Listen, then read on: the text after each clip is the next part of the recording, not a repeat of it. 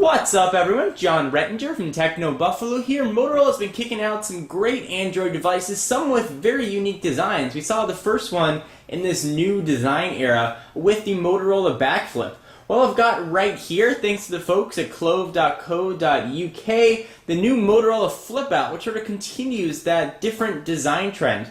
Really excited to take a look at this guy. Let's go ahead and get started.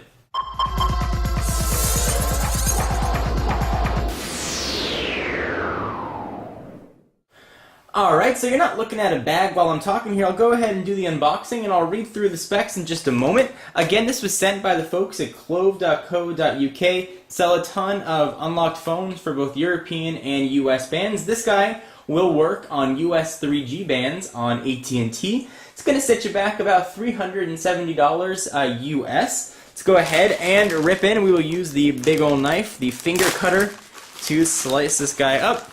DHL just dropped this off. Alright, so we've got another bag within the bag, I guess to protect it a little bit better. Go ahead and rip this open here. Let's go ahead and take a look at the Motorola FLIPOUT. Looks like there's shipping information. There we go.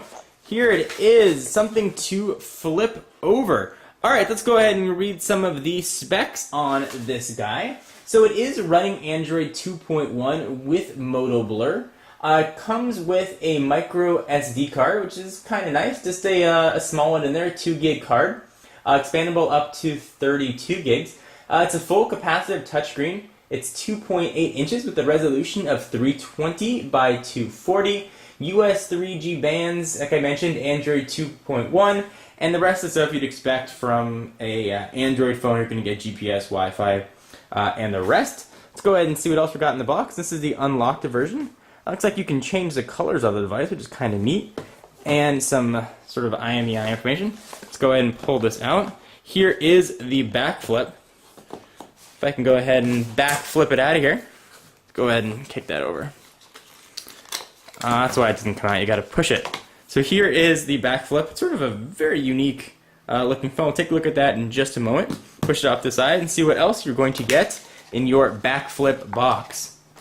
You are going to get a battery of size, we can take guesses or wagers to how big this battery is. It is of size 3.7 volts.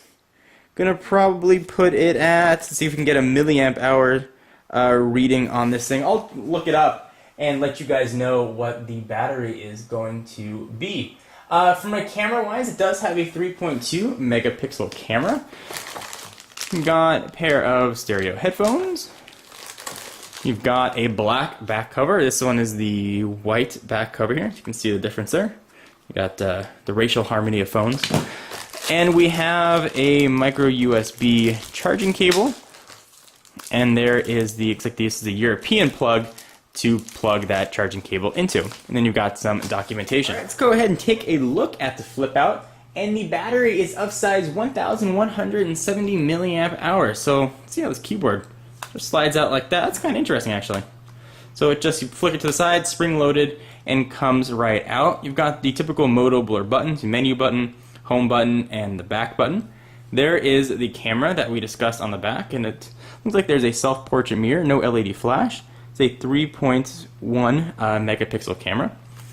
So let's take a look at this keyboard and see how it feels on first blush. It feels almost BlackBerry-ish. The keys have sort of a very similar ridge. There is a division down the middle. It looks like you've got actually a physical four-way navigation. I think that clicks in the middle. Small spacebar, a big enter, and a back key. The keyboard looks a little bit strange, but it doesn't feel bad to type on at all. I think you actually could get used to it. And you've got a full row of number keys. And with most typical slider phones, the top row of the keys are sort of hard to push. This one does not appear very hard to push, probably because of that unique design. Go ahead and slide that guy right out. So just for a comparison purposes, to sort of see what this screen is going to look like next to a different phone, let's go ahead and bring in the iPhone 4. Most people are familiar with the size. This does have, again, a 2.8-inch capacitive touchscreen. You can see that it sort of fits right nicely on the iPhone. Let's do a thickness comparison here to see the difference between the two. You can see the FLIPOUT is not very thick for having a full QWERTY keyboard. Go ahead and pull back out and we'll zoom a little bit more in on the device. Let's go ahead and see what else we have on the phone here. So again, it slides out just like so. And you've got your, let's see, speaker and microphone there, and a little space to let you know where you got to push. There's your charging port on the bottom. On the left-hand side, you've got a lock button, 3.5mm headset jack, volume up and down. And that is about it. It's a very minimalistic phone and looks kind of cool, actually. I'm going to go ahead and pop the battery in and boot this guy on. And let's take a real quick first look, and I'll be doing a ton more coverage on this device as well, showing you some nuances of the OS and how it works with this very unique form factor. Sort of one bit of clarification as well. This is running a TI OMAP processor clocked in at 600 megahertz. I know everybody's concerned with speed nowadays. So this is a 600 megahertz processor, and again, running Android 2.1 on top of Moto Blur. Alright, so the back of the phone pops off pretty easily. There's a little notch at the bottom to stick your fingernail in, right there. Go ahead and pull it right off. Very easy to switch to put in the black cover or whatever other color you'd like to get your back flip with. Go ahead and just slide that all the way off. There we go. And I should mention that the micro SD card is accessible without removing the battery, which is quite nice. SIM card goes right there. Let's go ahead and actually pop a SIM card in, and we will give this guy a shot. So here is a AT&T SIM card. Go ahead and push it right into the device. There we go. SIM card fits in there nice and snugly. We'll take the just under 1200 milliamp hour battery, pop it in, throw the back on, and power this guy on and see what it looks like. And again, this is an Android 2.1 device with Moto Blur. There we go, and it is powering on, letting us know that it's built by Motorola. And I'll sort of take a look at the device again while that's turning on. A keyboard is very unique. It's surprisingly spacious for a device this small. It looks like it would not be that hard to type on. Very unique design. It definitely gets some looks in the street when you're using this phone, because no one's really seen anything like this yet.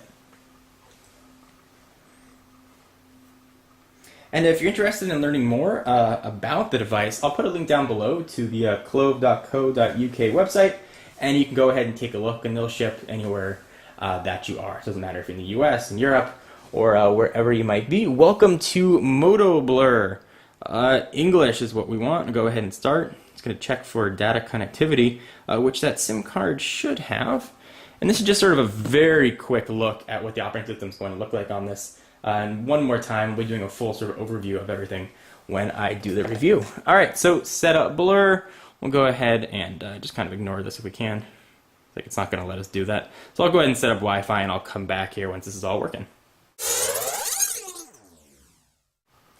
Alright, so you got the device sort of set up here and working, and here is Moto Blur. Go ahead and open up all the icons. This does have an accelerometer as well. Go ahead and scroll through things in a typical Eclair looking way, which is Android 2.1. Go ahead and hit home. You've got your dialer, contacts, and the rest. Let's see what the dialer actually looks like on here. Go ahead and open that up. And a little bit on the small side, but probably not too bad. I'm sure you could use the number pad dial here as well. It does not look like the dialer uses the accelerometer. Go ahead and slide this out and see how things turn. It looks exactly the same. This has been a very quick unboxing and first look at the new Motorola FLIPOUT. I'm pretty excited to put this guy through its paces. Stay tuned to the channel and technobuffalo.com, of course, for all the information. I am John Rettinger, and I'll see you in the next video. Bye-bye.